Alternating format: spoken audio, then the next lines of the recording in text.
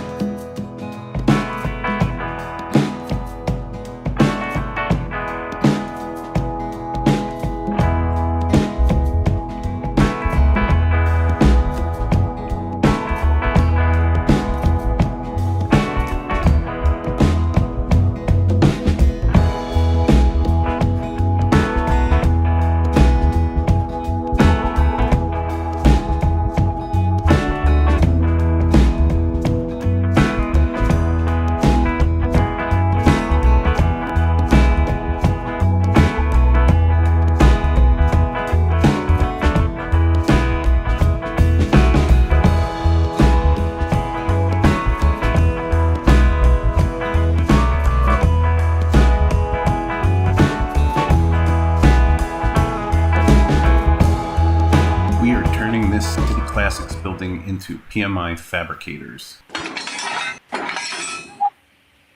We are going to do a tar paper roof for PMI fabricators. These are the tools I used.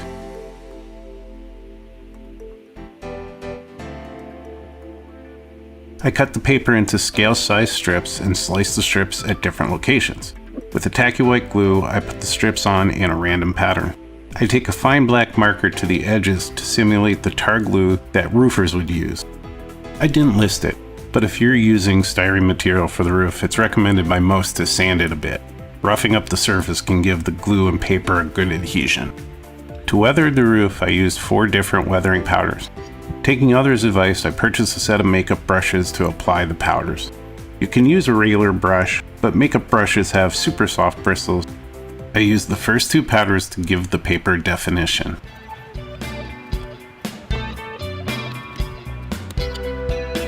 I then use isopropyl alcohol to fix the powders in place. IPA is quick to dry, and the higher the alcohol content, the quicker it dries. I then move to the more dirty and rusty colors to give the roof its aged look.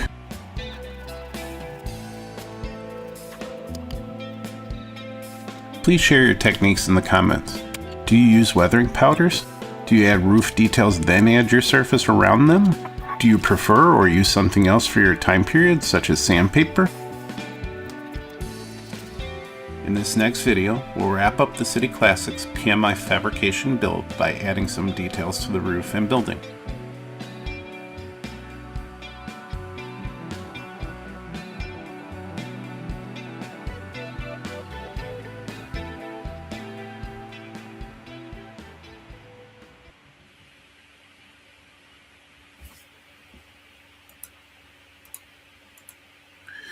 Welcome in, everybody, and happy Friday.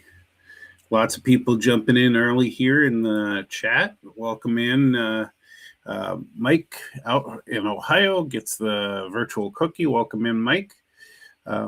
Jimmy, how's it going? And hi, Mom. Welcome in. I hope everybody's having a good week. Let me know if you can hear me as well, so I'm not just talking to myself, because I don't love talking to myself. And to those in the Midwest, welcome to Snowmageddon, potentially. The weather forecast keeps it changing. It's gone up and down, as it usually does. So I'm predicting 3 inches, but we will see. Not supposed to do much tomorrow during the day, maybe an inch at most during the day. But then overnight, starting early evening or late evening, I should say, we're supposed to get quite a bit. So thanks, Jimmy, for letting me know. And again, welcome everybody.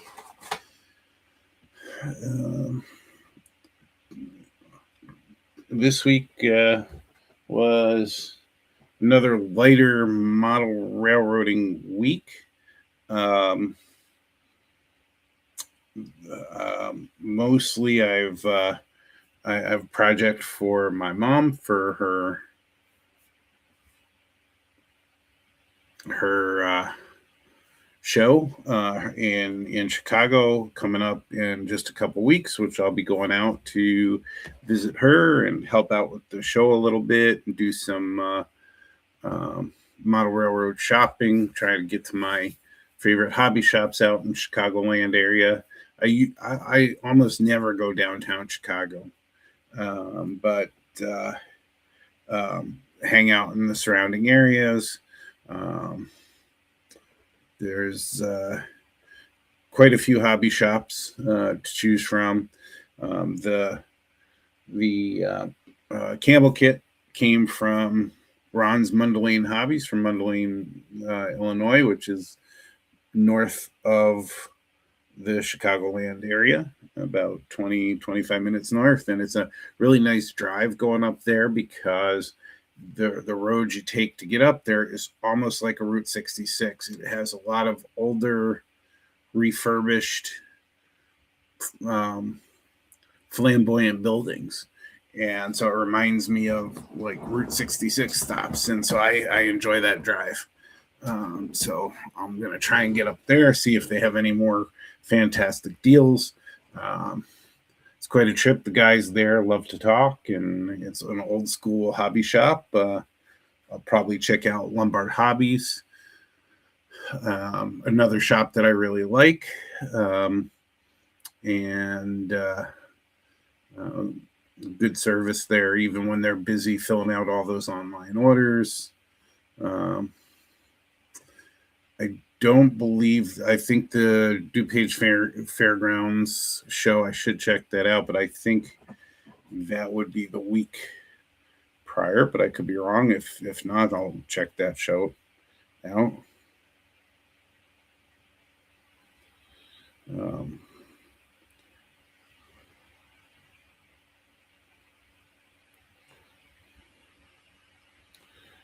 Because I think it's usually the first weekend of the month for the DuPage County Fairgrounds show.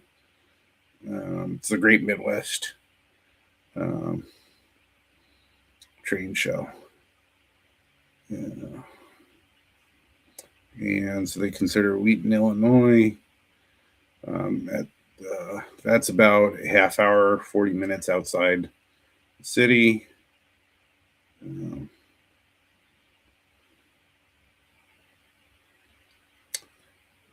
only seeing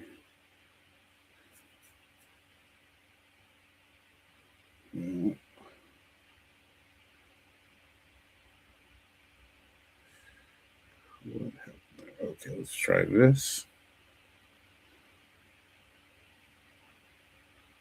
Let's see here. So yeah, it's August 2nd. So it's always like the first weekend. So I'll miss out on that. Nobody's looking forward to the snow. Hey, Tim, welcome in. Nice to have you in here. So just missed that show. There's a YouTuber. Is it?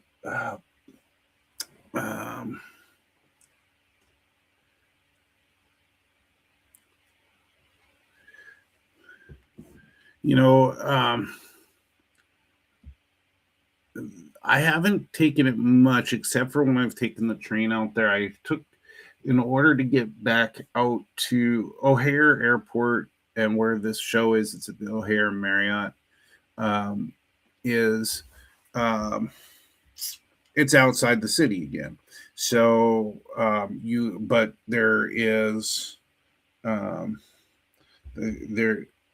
when I originally took it, I didn't see a route to get over there, even though there's a Cumberland Station stop that's in the parking lot, basically just down the road from the hotel.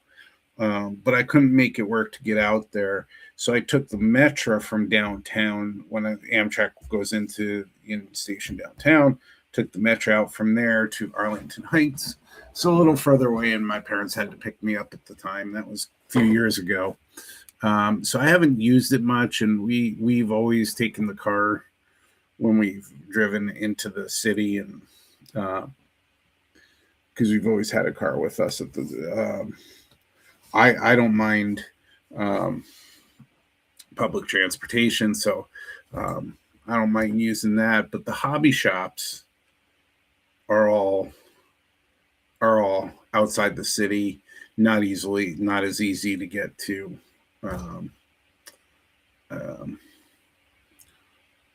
From not easy to get to from downtown.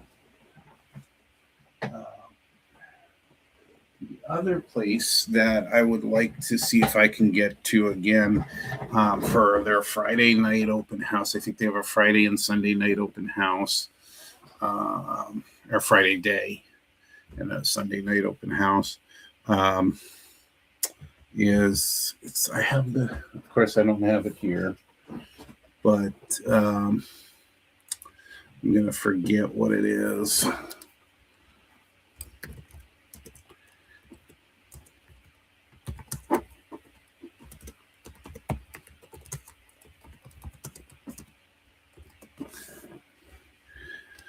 So, and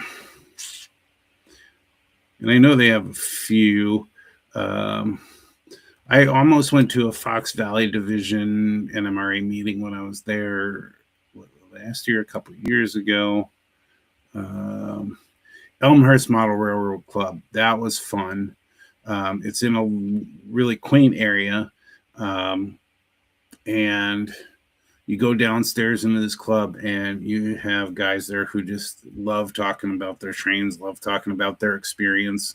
A lot of them in Chicago when they grew up watching trains, and love talking about their layouts. They have an N scale and an HO scale layout. When I was there last time, I bought their club car, so I have that on my layout as well. So if I can get over to them again, and I'd love to hang out with them. Hey, Randy, welcome in. Nice to have you in here. So,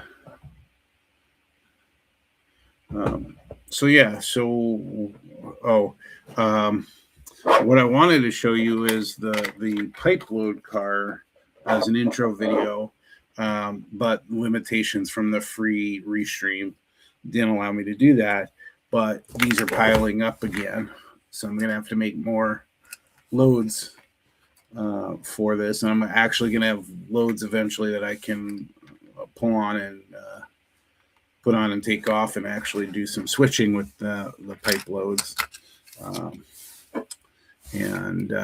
So basically, I mostly all that I did was sanded these down because they have, it's hard to see. Here you go. They have ridges on them, and some of them do. This has a couple ridges on it. This has a bunch, and then put just scrap wood planks in to hold them up, and then something to tie them down on the car. So let's see here. So if we go out to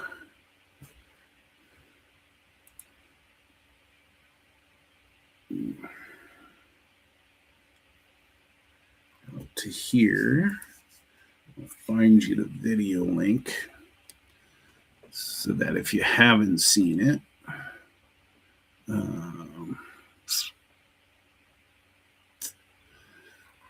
see if I can find that.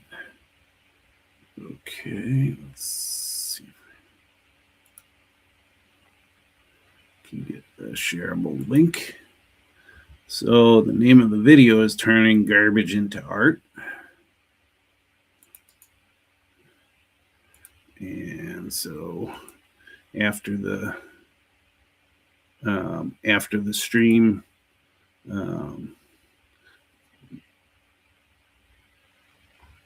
by all means, check out that video and see how I made the load for the flat car. And it was a Sioux Line flat car that I saw in Scale Model Supply in their back room with their cheap stuff, and brought that home and weathered it a little bit, added stakes to it on the outside, and added some other details, and added the pipe load. So you can check that out as well. What's everybody else up to? Mike, have you started? Have you moved along on your model railroading, or are you still just enjoying your time out at the cabin? Randy, are you still working on the hotel? And Jimmy and Tim, are you working on anything tonight or this weekend? Also, who else? Who's going to make the trip to the modelers meet tomorrow? I plan to be there. It doesn't.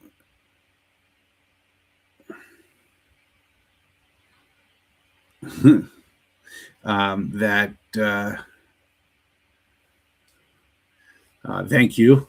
Please hit that like, get some exposure. I'm not one, I don't sit there and ask people to subscribe and do all that. I probably should, like everybody else does, and remind people and hit the like button to get it kind of recognized by the algorithms and stuff. But, I think you all know that by now. Most of you probably, or all of you are probably all subscribers. Dream and plan. Have you been drawing again at all? So what have I been working on otherwise? I've been working on this, and probably can't zoom out too much more. I can kind of lift this up. So one of my mom's many challenges, as you all know, is she thinks up all new 3D printing stuff to do for her miniature business. And so the latest one is this. She's trying to spruce up a room box, trying to display some of her merchandise. And so I created, I designed and printed these shelving units for her. Tried to kind of get them like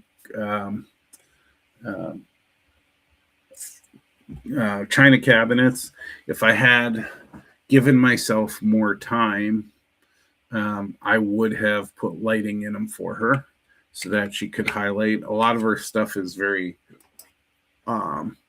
light, like white kind of porcelain-y look. So you'll be able to see them pretty good, but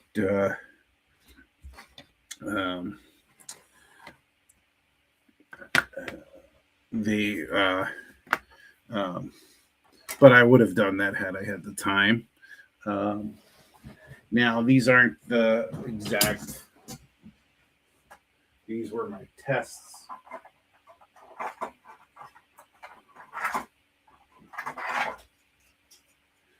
I did some, so over on this side, originally I was going to do a door on here, but we're going to leave that open to display things. And this is one of the mock-ups of the drawers. So there'll be 3 drawers on here, same color.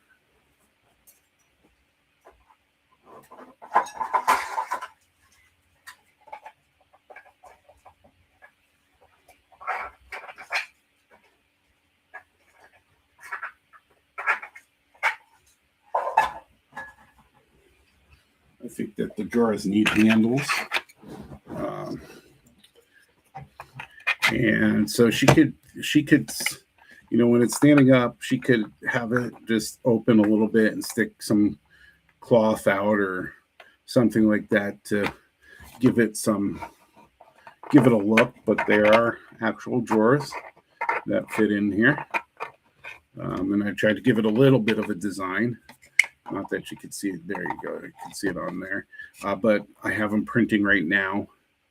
I have 3 of them printing right now. I'll have to get another 3 done after that. And then they'll be ready.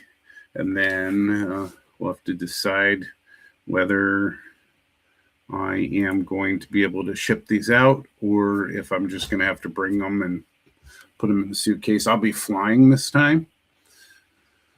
So it'll be a short trip, but it'll limit what I can bring with. So we'll see, but that's what I've been working on, getting this right.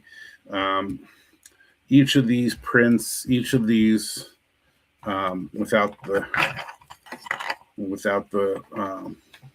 drawers, took about 7.5 hours to print because I wanted to print them in a much finer, more detailed, much finer, much nicer.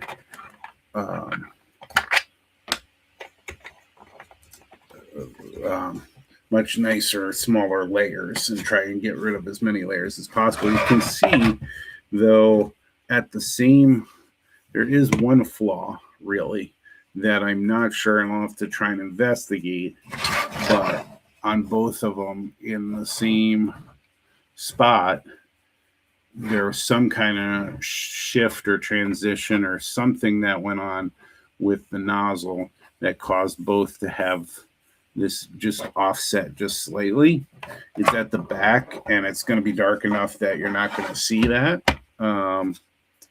But, if somebody really wanted one of these to display their own stuff, I really need to, and I could print them. They're ready to go otherwise, but I got to figure out why that line ended up there. So very nice. Mike, if anybody is not aware, Mike is an accomplished artist, as well as all the other things he's done in his life. And he's done railroad art, and it's really, really nice. So if you ever get a chance to see it, it's pretty amazing. Have a good night, Mike. It was nice to see you in here. Hope your wife is doing well, and hope you're doing well as well. So, but if anybody gets a chance to take a look, I highly, highly recommend it.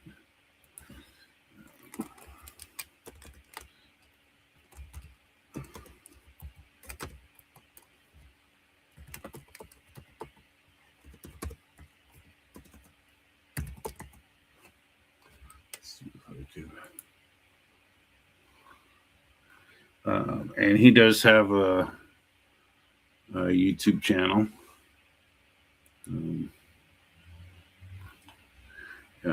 Where you can see some of the work he's done on previous layouts. And he has some information. I did some work on backdrop painting as well. But let's see here.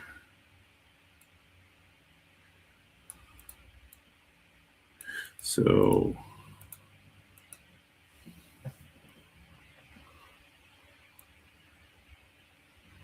to find his channel after the stream, all you need to do is search this, or just put youtube.com/ and then @rail, and you need the @ and rail artist 0001 or 001. I'm sorry, to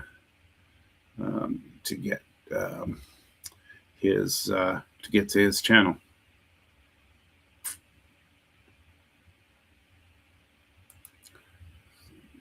There you go. Now, I completely forgot to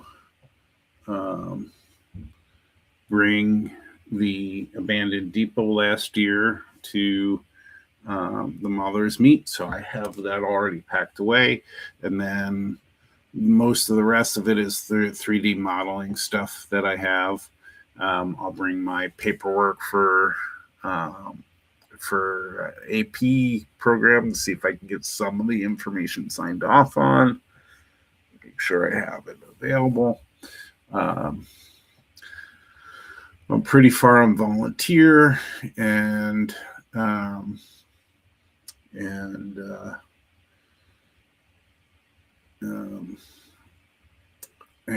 somewhere with the published author. I've done a number of articles now for a regional Fusey newsletter. I do a model railroading primer, which is just to be just an introduction to things, to kind of wet the palate, get people interested. And then I had some videos being looked at for some of the credit by our local AP chair, and waiting to hear back on those. And I reached out to the national in their Facebook group to confirm, because they updated their standards and they now say that podcasts count. And we all know there are a number of podcasts out there, including our own Crossing Gate podcast. But I asked what the definition of podcast was, because while this is not defined as a podcast, as it's defined as a live stream in my mind, I could certainly publish it as a podcast afterward. But in talking to them, they confirmed that, and the head of the national AP did confirm that a live stream functions about in the same way as a podcast does, and if it is promoting the hobby and the NMRA, which I am, that it should count as well. So these live streams should also go towards author certificate.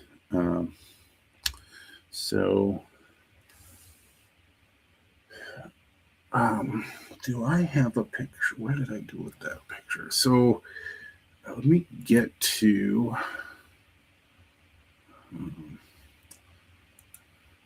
one of the things that I was talking about on the previous stream was really wanting to use to redo the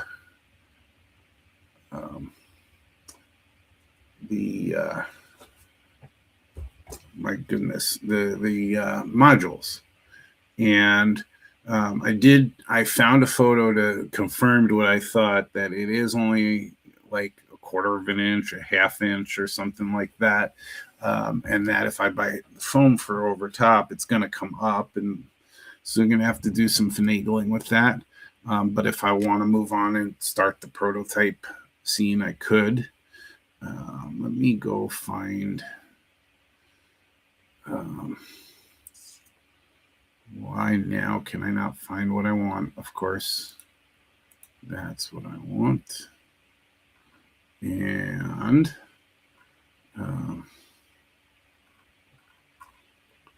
let's see here.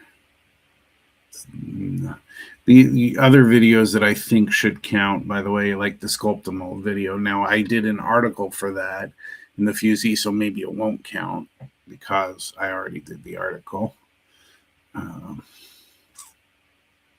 Let's see. Come on. Let's see if I can do it this way.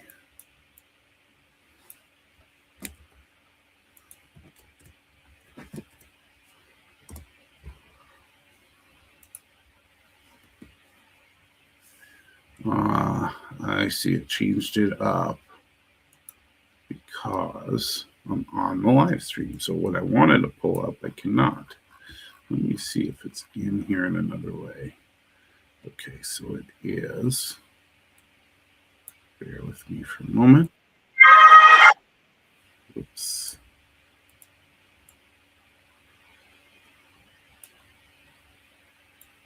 So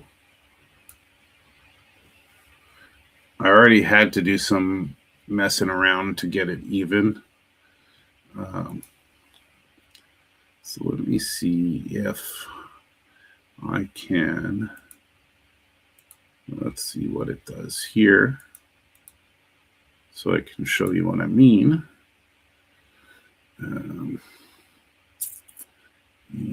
where are you? Where's the share screen? There we go. And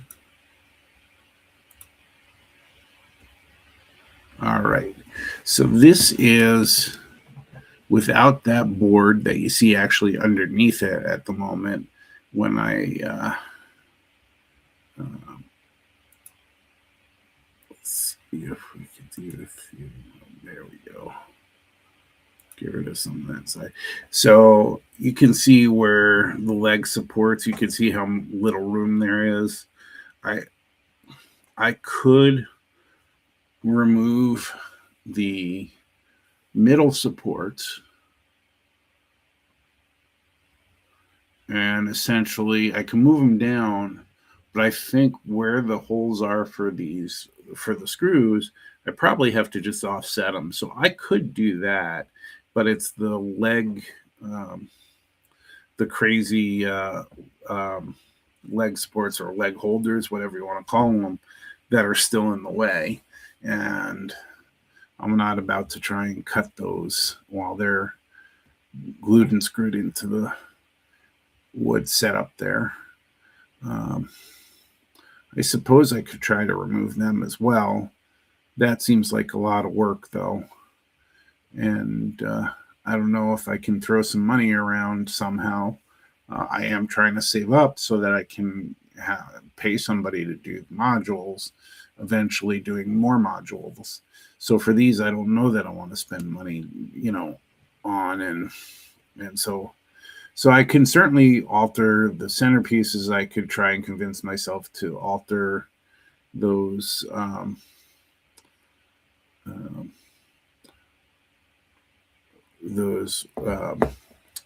leg supports as well.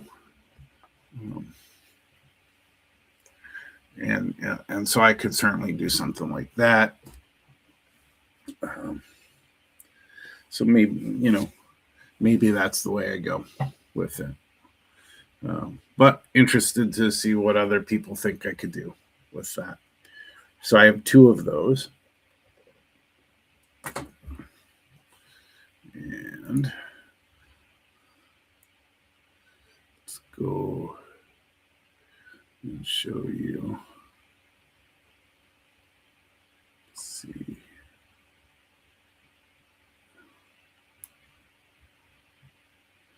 And so those are the 2 modules that I built years ago. They don't look even there because the garage is not on even ground, or the cement is not even. But I also have adjustable legs, the on the bottom, adjustable feet, so that they can be adjusted for anywhere. And so where they are now in the house, they are even.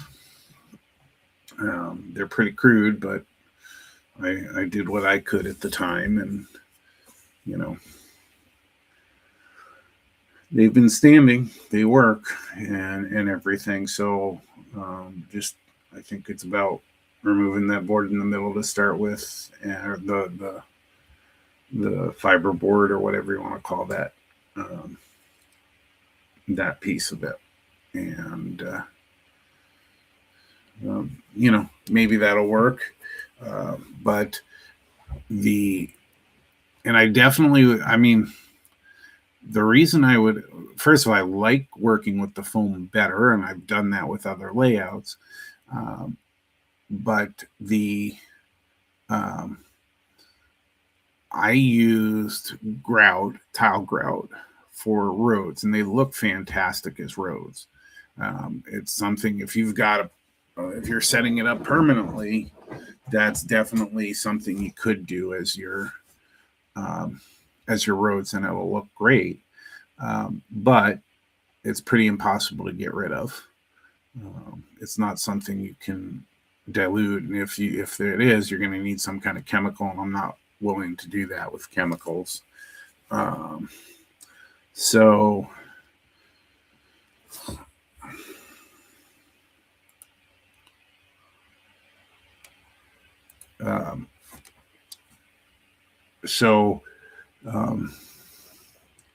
I'd have a problem with that doing the scene. And that's why I wouldn't use those boards, and I would replace it. And I always say that cost is relative to what you think cost is when you think of something that's expensive or cheap or affordable. To me, a 4 foot by 8 foot piece of insulation foam is affordable for 1 inch. They have them at Home Depot for $21 and change. So to me, that's affordable. On my meager $10 per paycheck savings that I get, I could do that, and then I have plenty of foam, not only to cut to the 2x4 of the modules, but I would need to cut additional pieces where the modules connect in order to keep them flush over top. So, but a 4x8 sheet is plenty, and I still have remnants of the 4x8 sheet that I've used for various.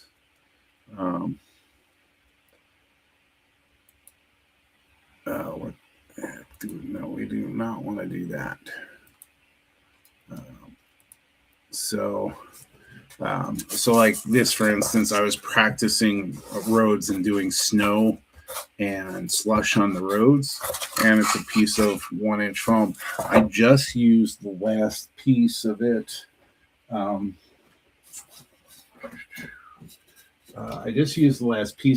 And when I was working on my idea for the bridge and everything for the layout, this I actually bought a small, what was it, a 2x2 foot piece of 1 inch foam at the time. But it took me years to basically run out of this foam.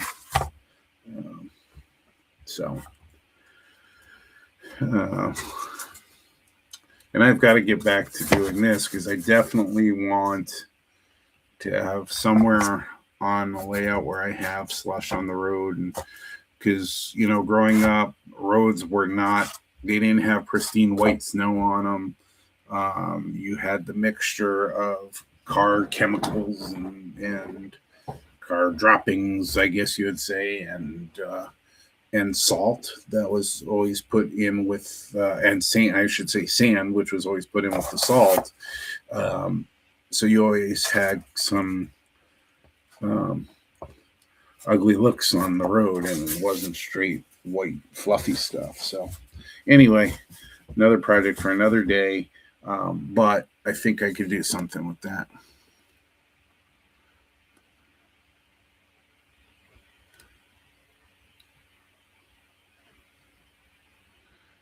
Yep, Jimmy. Yep, that's correct.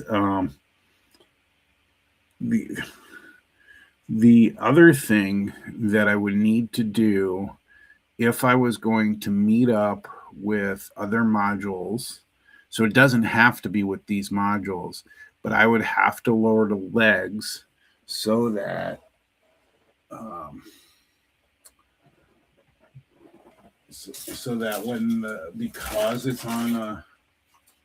because it's on a bridge, basically like this, I would have to lower it down so that the track coming from the previous mod or the module sides, besides the prototype ones, the track's going to be up somewhere in this area, and so the leg height has to be different too. But if I'm just doing the prototype scene, and I'm not matching it up to other modules at this time, I can use those legs and be fine.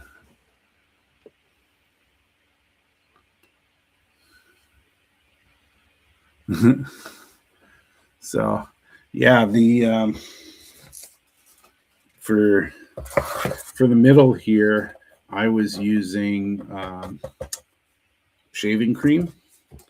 Over time, it degrades though, so that wasn't a good thing. This, I believe, is that? I don't know if that's tile grout. That might be a little tile grout that I tried. I have another one. I have that wood board that I have 4 roads that I tried different things on. Tried to use like Mod Podge and things to get kind of a gloss to it, kind of a wetness to it, and things like that. So I'll get back to practicing on that. I think this one, I wonder if it's this one. I think this one Gopher Girl got started on, I believe. She did the roads themselves and painted them, I think. This was the one. It might not be. But anyway, as I try to continue to get her involved and more involved than she wants to be in the hobby.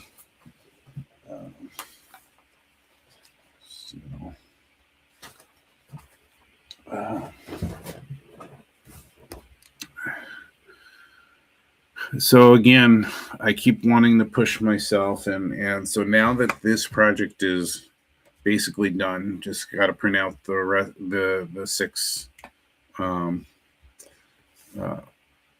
of these drawers.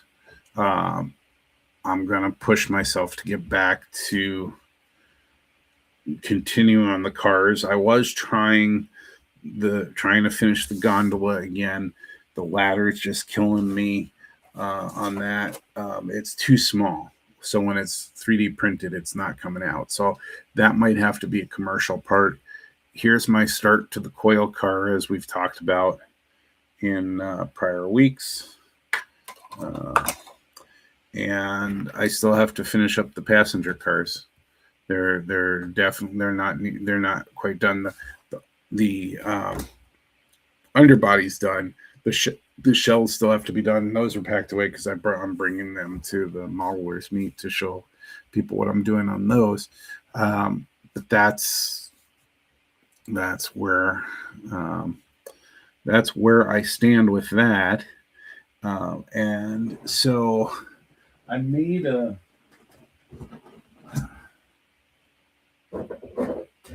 I also have to finish the private car. Was one of the extra cars that I was working on as a kit. But here was the last shell of New Brunswick Station. You can see that it's got the brickwork styrene and styrene pieces on the inside. And then it has the wood to support it. This would be outside towards the street. This is outside towards the street. And then the back end actually would have doors here, and then it has kind of a connection because it needs stairs to go up a bit to the platform. And so I don't know how much I'm going to be able to show you to visualize this, but whichever I use, here's where, this is where the road is that comes through. Okay, that's where the road is that comes through.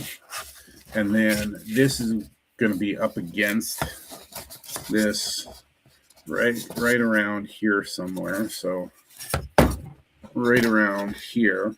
And technically, you can see I built a doorway in there.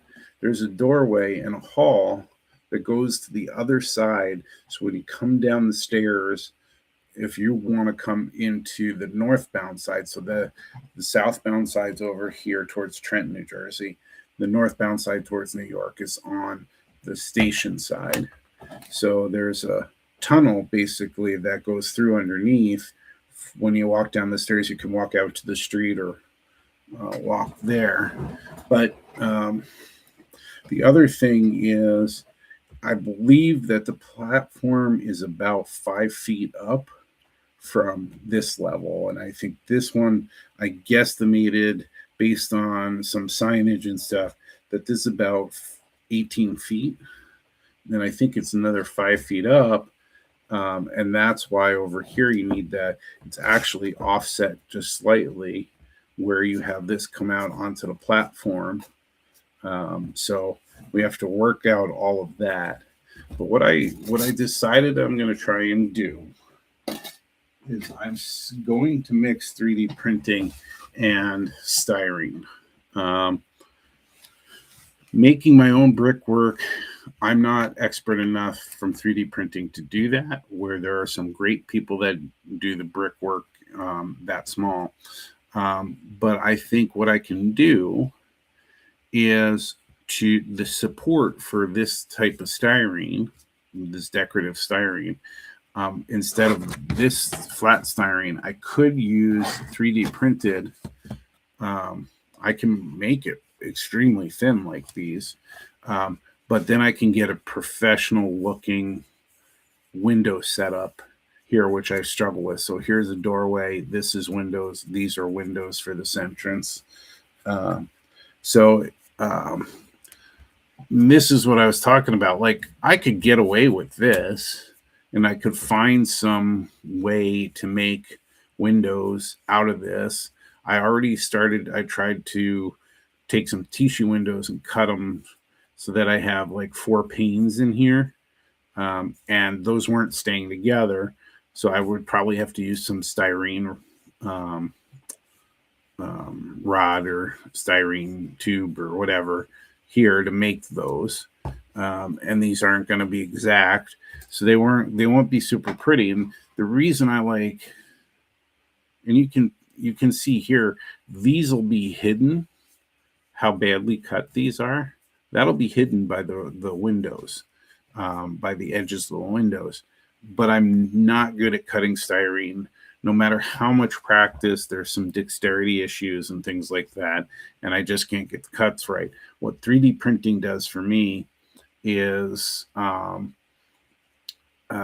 it'll make them look more precise, and I'm still designing the whole thing. It's still my work and all of that, but I can do that, and then that can be my guide to cut this styrene piece on the outside, and it'll look a little bit better. I don't know if I think I could do a lot better there. I think I could still do better now there. But where I was struggling to make this into 4 panes, I can do that with the 3D printer. So I think what I'm going to do is, this was version 2. I think I'm going to do a version 3 where I'm going to cut out all the windows and all the doors and have that set up through 3D printing. And then we're going to put new brick sheets on and cut based on the 3D print. And I think it will come out the way I was hoping it would come out. And I think that will get me more involved, more back into getting the station done. There are a lot more intricacies. I did practice on the other one how to do some of that decorative work. I'm going to see what I can stretch with the 3D printer on that. But since the outside of this has to be the brick, you're going to see, I'm not going to be able to do the whole thing 3D printed unless I find somebody to do brick for me. And I want to see if I can complete the project myself. But that is, that's where I want to get to, and then maybe get closer to the prototype certificate with that, and get a real model railroading actual physical work certificate outside of all the other things which are important, but to keep me going on that.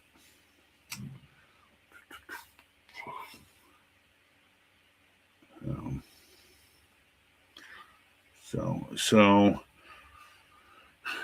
continuing to kind of psych myself into getting this moving. And it's the idea of doing the prototype certificate and not worrying about connecting curves and doing all the track work and that stuff, because I just don't have the room for that.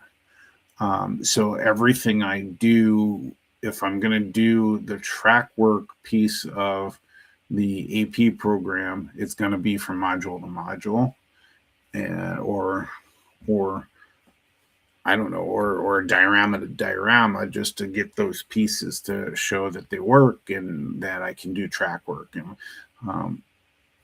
so that will come with time, but I'm hoping to get this moving.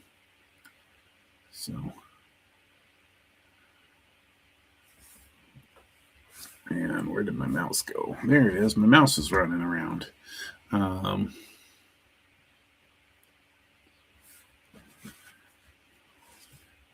So, Jimmy, you said you were 3D printing new windows for the DPM kit. Are you printing windows that you designed, or are you printing windows that somebody else has designed? There's some great kits out there for 3D printing, but one of the areas that doesn't look as realistic as the DPM models is the windows. So I'm just curious. You can always check in with Gopher Girl on paints colors, because she does all the decisions on paint colors for non-prototype stuff. I can't do paint colors, and she's all about that, and she does it right. And she gets it. She always gets it right on there.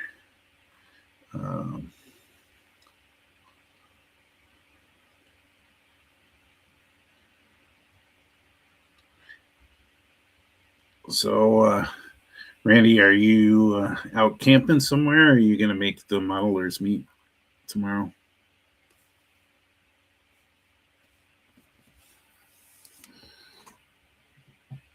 So, okay, so your own creation. So I would like to see how those come out, because oh, and I should ask, do you use a filament printer, or do you use a resin printer? I use a filament printer. I don't have the ventilation and the room for the cleaning station and the printer and stuff. Although the printer is very small, I bet I have the room for the cleaning station and the printer. I just don't have the ventilation for it.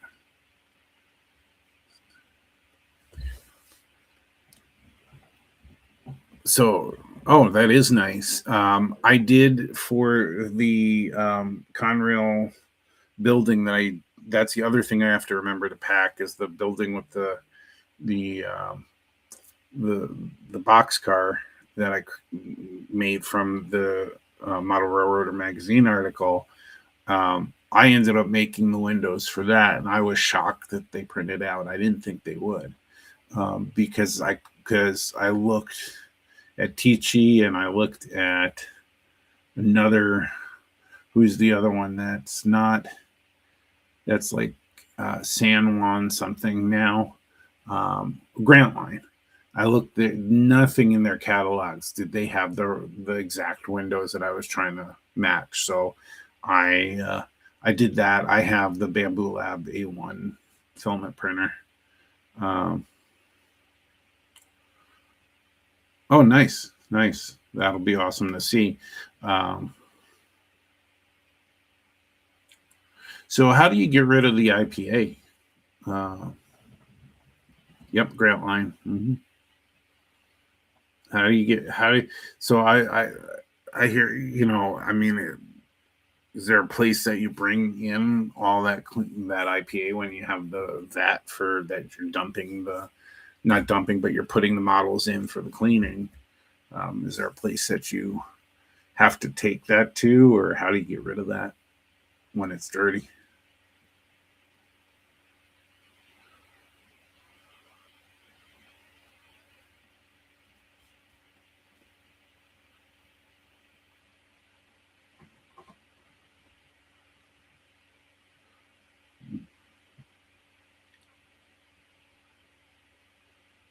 Yep. Yeah, they have, and of course, I don't know I don't know all the things you call them, but the I don't know if maybe it's Victorian influence. Let me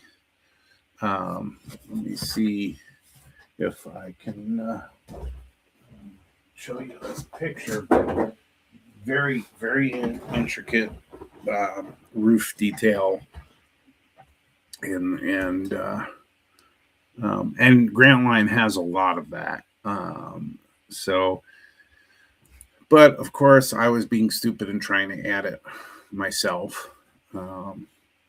Make everything myself and trying to make it more, make it harder than it needs to be.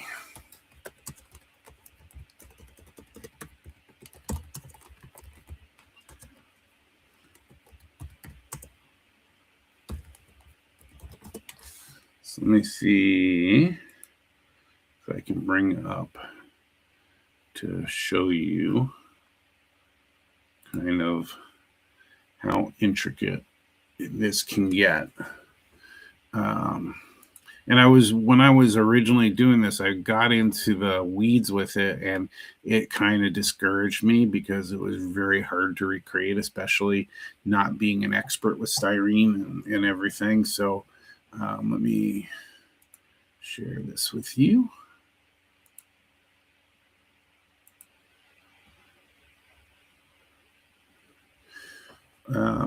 So let me see. So there are a couple things I want to show you on here that super intricate. So I did find windows that would work from Tichy for these windows, but all this stuff on under the underhang, the pieces of the underhang, I get that those can be, little styrene pieces, but the other things were the corners, which I actually used. I actually cut up the brick styrene sheets to mimic that. So I have been able to do that to some degree. These decorations in here would have to be, I think, kind of like styrene and just cutting shapes. I did try on the first version to do the designs, the inlaid designs, the 2-level inlay. I think that'll be maybe a little easier to do with 3D printing. I'm not sure. I have to work on that. And then I did these. They're not. I don't know if they're not gutters, but these decorative pieces around. I did that with channel styrene or angle styrene going around on the first one that I did. Then I do have styrene for the awning part of the roof. The underside, if we're going to get super technical, the underside of this awning is actually wood. But I have styrene with the slots in there that will work just fine. And then I'll have to do the supports as well.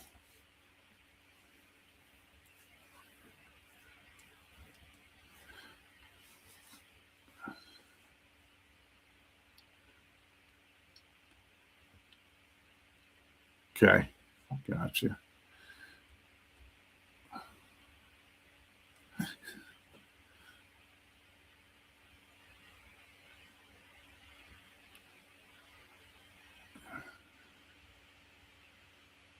Gotcha.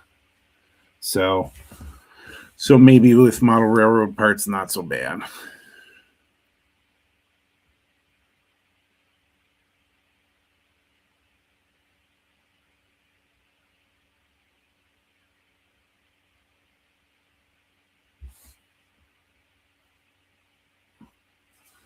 So is that, Randy, does that mean that that's reusable IPA?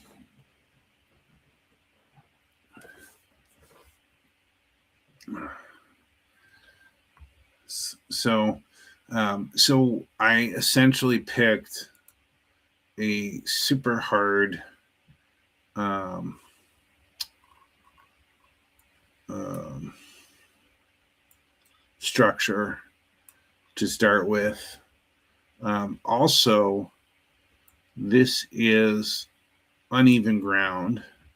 So when you're going back behind the station, so um, as you go towards the left, there's kind of more concrete underneath to level out the station. And then when you go under the bridge, the rail bridge underneath to the left, you go immediately uphill. And then the northbound goes to your right of this picture, the northbound train, and becomes a bridge over the Raritan River as it goes north. So that's why it goes uphill. Behind it is essentially because this is getting down to some level of sea level or level of where the river is, where the land went upward behind it. Google Earth is the best one for this. Let me see if I can show you if people are interested. So if we go to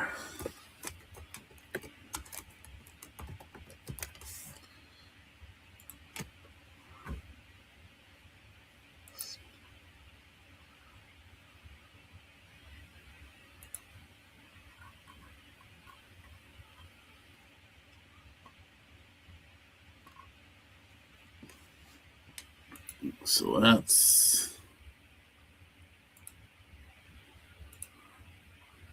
place it with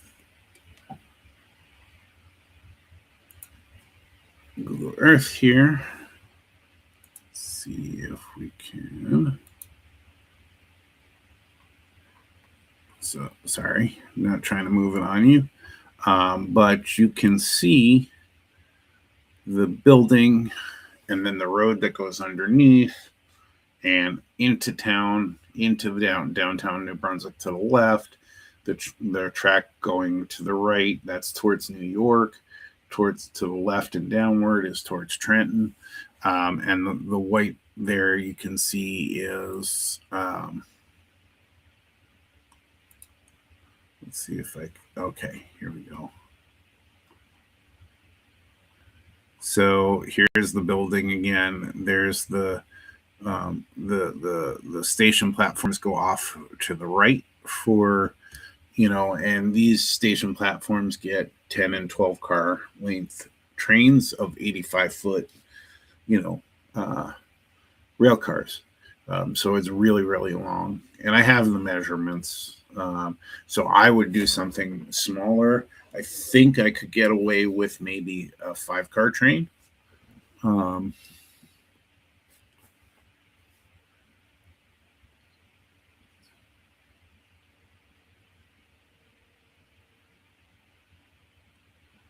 So I'll have to take a deeper dive into the resin printing piece of it, because the one thing I still struggle with is there are ways to not show lines, but always somewhere you're going to have lines. If you look really close to them, you're always going to see lines. And to an extent, there's a possibility of that with resin, but to a much lesser degree because it's not printing the same way. So, yeah, there's plenty going on. It's 4 tracks. There's you can see the wood platforms, The one thing I really want sound wise on this is there is a fence. It's hard to see in this view. So let's see if we can do good old, you probably can't see it up here. Let's see.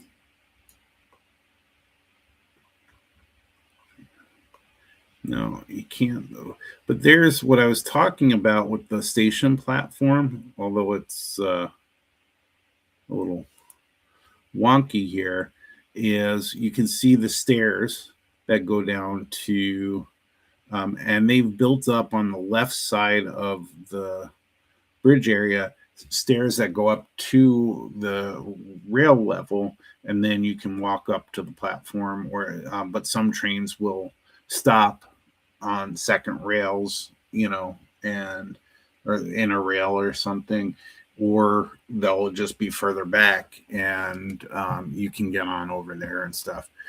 But that's the platform over there. So that's what I was talking about. But what I was trying to say is between the two inner tracks is a fence, and it's at a lot of the stations, and it has a very distinct sound when you have these trains rolling by. And I really want that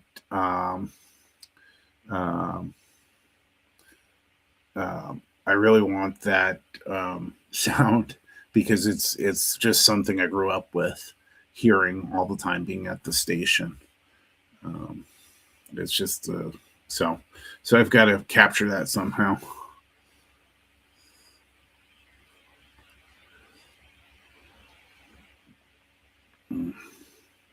Well, if you stuff your pockets with the donuts and windows, we're going to have some powder white windows out there.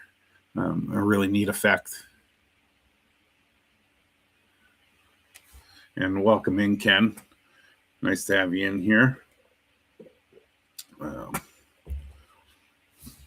going to have to get some sleep soon. We're going to have to trek over to our new location, which is on the east side of the Twin Cities. In central east side in Roseville. But looking forward to that. But this is this is what I grew up with. So of course this is what I want to build, but it's for a scratch build of the station. It was a little much and a little intimidating to take on. Let's see if we can get of course I'm in the wrong spot here. Let's go take a look at the street view here.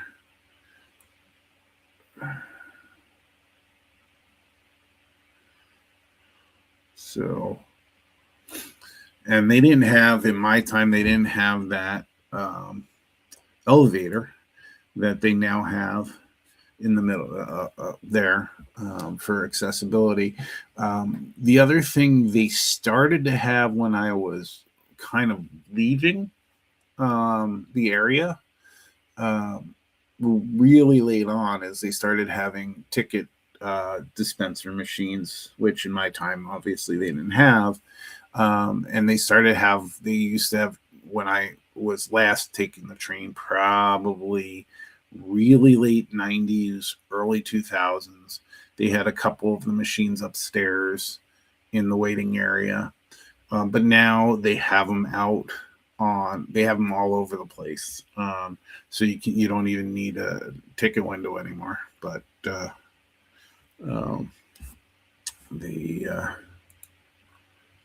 don't know if you can see. Let's see if I can get these. I can't get this to move, but you can see on the right side there, they even have them outside of the station. So you don't even technically have to enter the station, because you can go up the stairs now. Sorry. So, by the way, I was looking for the height of the building, the height of the track, and it took me, I'm using the wrong place to zoom, so that's why. It took me 2 years to find this sign that says 12 feet. And so what that's saying is clearance is 12 feet. So I believe clearance of 12 feet is over on this right side and over on this left side somewhere, because those are both lanes. There's 3 lanes of traffic. So there's 1 lane going into the city and 2 lanes coming out. One's a straight and one's a turn. And so I don't think it's the very center. So I estimated 15 feet at the center. I didn't measure it from any specific place, I don't think. But I guesstimated the 12 feet was in the center of the somewhere around the center of those far lanes. And so I guesstimated 15 feet for the top of the bridge, or the top of the underside of the bridge, and then 18 feet for the top side of the bridge. And then another 5 feet was a guesstimate for this platform. And so when I'm doing the modules, when the track work has to come off, and I could do the bridge and then a plate. But for the prototype scene, what I was saying is I don't even have to worry about that if I'm just using the 2 modules. For the prototype scene, I can just build the track, make sure it works so that trains can run on the 8 feet of modules, and don't have to worry. It'll be at a future time that I'll have to lower the legs so that the track on this bridge meets up with modules to the left and to the right. It'll be easier to the right because I could probably keep it to the same height and do the river scene. To the left, it's going to be land, and so it's going to have to match up that way. But right now, still kind of a dream. So, road trip with a box truck, yes. See if we can, you see those all the time. But the one that gets me the most is there's a video of modern auto racks, going under a bridge and the top being sheared off because the clearance was too low. And I'm like, how do you mess up and on a rail car, on a railroad, and mess that up and have the top sheared off and cars destroyed? But I get the box trucks for sure, because that happens all the time, even with warning signs. Dunkin' Donuts has been there for years. Back when I was there used to be a convenience little mini mart kind of thing. But now there's a florist and Dunkin' Donuts. And then the top floor is empty pretty much. It has benches, has the 2 doors to go out to the stairs to go up to platform level. It has a ticket window in there and ticket machines. So if we get out of there and we go in here, I'm going to make everybody sick. What I'm trying to do is get up in there, see if we can show you. So this is, they used to have more that you can move in here, but it's, for whatever reason, the points are, so they're, I'm so sorry. So there's, stop that. Okay, this is what I want. So there's a ticket office window by that first door. There's stairs. There's 5 steps that go up to the platform level when you walk out the door. And then there's an ADA ramp that's been there since forever. I mean, long before, 20 years before the elevator was there. And then it has these stairs and this escalator on the inside here. And the 2 doors that go out to that. And then you have the platform on the northbound side. So, let's see. Now there's a small shelter on the southbound side, and then it's just covered up basically. And you can't really get a view with the street view. Let's see.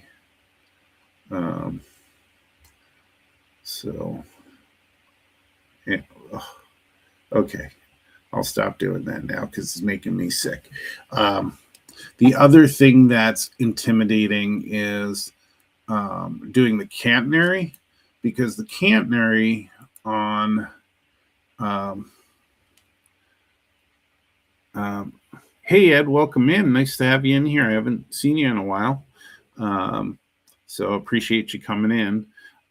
Yes, I'm stopping doing the Zoom of Doom. The catenary on the northeast quarter, along the areas I want to model, for sure, seem to have, like, they have the regular catenary that you see. That's probably the old PRR catenary, but then it has several levels above that. And so that's really intimidating to do. And I would never actually electrify it either, because I would kill myself playing with it. It just feels intimidating to tackle. And there's lots of other people who've been able to tackle it. So it's something I'll have to just get over and do at some point. I don't know if I'll be able to 3D print those. I know they're injection molded versions. I know people have versions out there that they sell. There is somebody who does Pennsylvania Railroad version of the catenary, and of course pay a lot of money for that. But it's something I'm going to at some point hopefully challenge myself to do. The signals seem to be specific to the PRR that are still out there. And so I have to tackle those. I did find a website and I saved it. I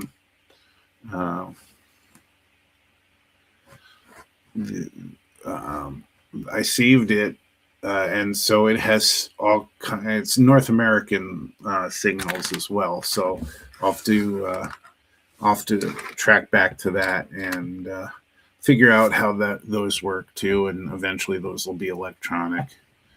Good news, no longer working second shift. Bad news, you are unemployed.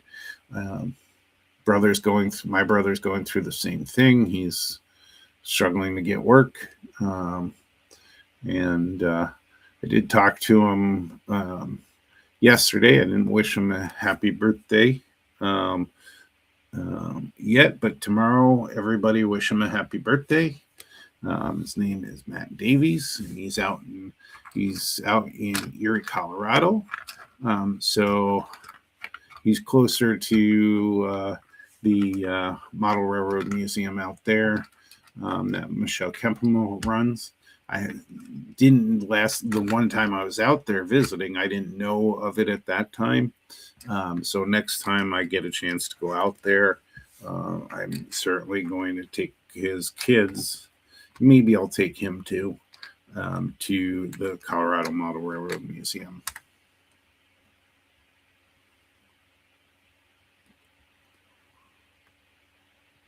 So I don't know if there's a 3D way to do it, but I know at least with Onshape, the program I use, you can take photos and import them in, and so you can build to the photos. I attempted to do that once. I got the photo in there and used it as a reference. I don't know if it was at scale, so I didn't try to use it for that purpose. But there's a way to do that. So I wonder if you could do screen capture and maybe bring them in. I think you might need something like this to capture width of the and the top of the pieces of the parts of the catenary. Well, there we go again. Okay, stop it, Dan. But you can see they're all long, and they are much higher than most regular catenary. So.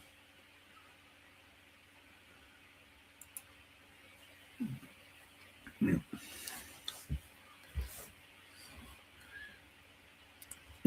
Hey, now, Ed, you're closer than I am now back to the northeast quarter. So maybe I can get you to go down there and hang out and take photos of everything and send them off to me.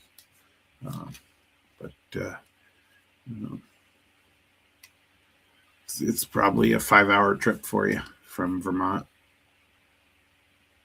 to New Jersey, if I remember correctly. But it's been a while. I used to go through Vermont.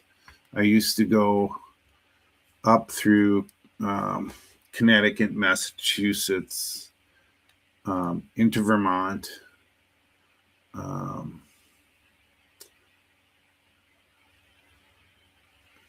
over to New Hampshire to where I went to college in Henniker, New Hampshire at New England College. I used to do them at night. I used to go about 90 miles an hour, and you could see the cops on the interstate talking to each other in the center of the roads. They never stopped you. Until I was going back, because I was a manager of our hockey team, and we had a road trip between semesters. So I was going back up, and I ended up in a whiteout situation in Vermont, and having to go on those hills with some scary stuff. And I spun out a couple times, had some dump trucks behind me that were scaring me on that. And so I stopped taking that route after a while. I also went to grad school in Springfield, right around the corner from the Eastern States Exposition Center, where in West Springfield, where the Amherst Model Railroad Show is. And at the time when I was in grad school, again, I didn't know about it, and they didn't do local advertising. So we didn't see any billboards or anything, didn't know what was going on. I was interested in model railroading at the time, but I wasn't full on in yet. And so it also wasn't on the radar. But I still regret being around the corner for 2 years. I was around the corner from that show and never went. And now I'm finding it hard to get back.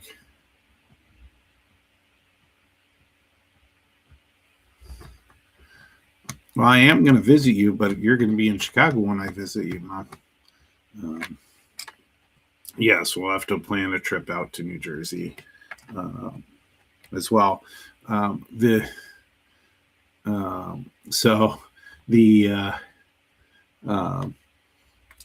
thing that always happens when I plan these trips to come out to visit my mom in New Jersey is it's never during model railroad season.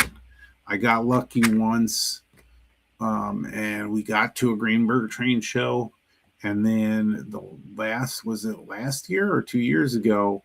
I had a train delay because I was taking the train out there and missed the Greenberg train show, which I prepaid for. So that made me mad. But maybe next time if I fly out there, we can, I won't miss something like that. I'm trying to be more conscious of finding NMRA chapters and connecting with people. And New Jersey has two. They have a northern and a southern New Jersey chapter. And so and I subscribe to their newsletters, so I know when things are going on. I just never plan correctly. That's Gopher Girl's purview. She can do the planning, and I can't. And so I'll have to get her the information so she can figure it out and just tell me when to take time off and go. Yeah, so we'll have to do something like that to get out to New Jersey again. I'm always missing bagels. Bagels. They're just not the same out here in the Midwest. Yeah. So, all right. Well, I'm going to go ahead and finish packing up for the modelers meet tomorrow. So I'm going to call it tonight. I appreciate everybody hanging out and went a good hour and a half tonight. And I hope that everybody has a fantastic weekend. And I hope that we get no more than like 3 inches of snow in this next snow-nami that's going to hit the Midwest.